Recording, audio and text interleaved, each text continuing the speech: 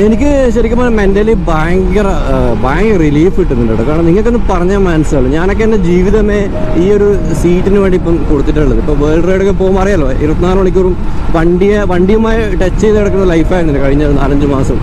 അപ്പോൾ അതുകൊണ്ട് തന്നെ ഈ ഒരു സീറ്റ് എന്ന് പറയുമ്പോൾ ഒരു വലിയൊരു കമ്പനീൻ്റെ മുതലാളിയുടെ കസേരയിൽ ഇരിക്കുന്നതിനേക്കാളും അതിനേക്കാളും വലിയ ഫീൽ എനിക്ക് ഈ ഒരു ബൈക്കിൽ ഇങ്ങനെ ഒരു സീറ്റിലിരിക്കുമ്പോൾ.